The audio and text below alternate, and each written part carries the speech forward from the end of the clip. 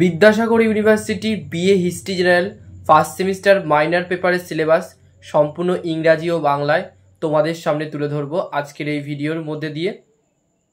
এবং এই মাইনর পেপারে তোমরা কি কি বই কিনবে, কি কি বেস্ট বই কিনবে, তাও আজকের এই ভিডিওতে তোমাদের সামনে উপস্থাপনা করব।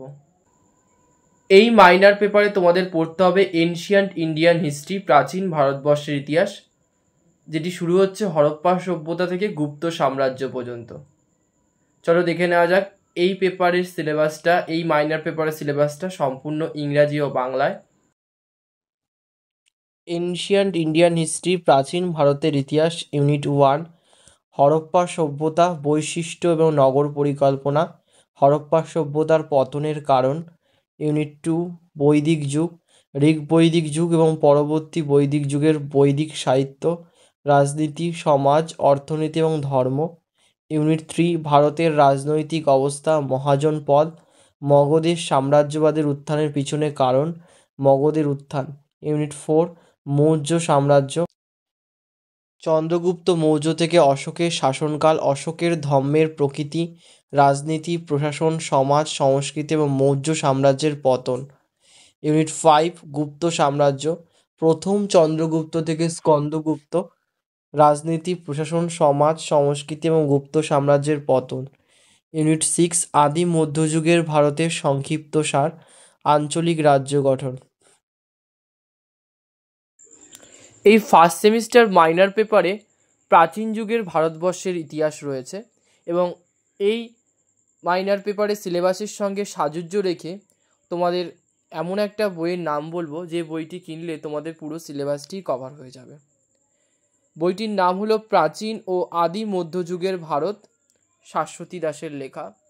বইটির সূচিপত্র দেখে নাও। বইটির সূচিপত্র দেখলেই তোমরা বুঝতে পারবে যে সম্পূর্ণ সিলেবাসটাই কভার করা আছে।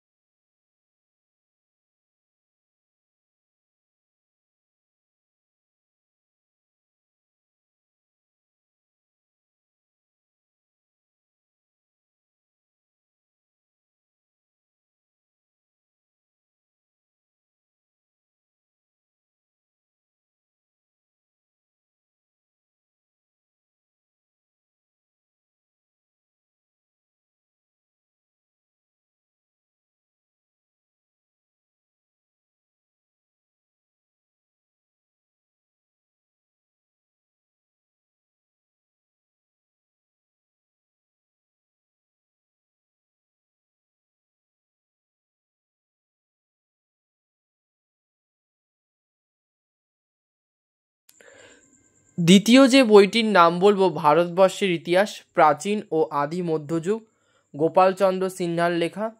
বইটির সূচিপত্র দেখে নাও তোমরা। এই বইটিও তোমরা কিনতে পারো। এই বইটিও তোমাদের সম্পূর্ণ সিলেবাসটি কভার করে দেবে। তবে তোমাদের কাছে অনুরোধ, যে দুটি বই দেখালাম এই দুটি বইয়ের মধ্যে যে কোনো একটি বই কেনো।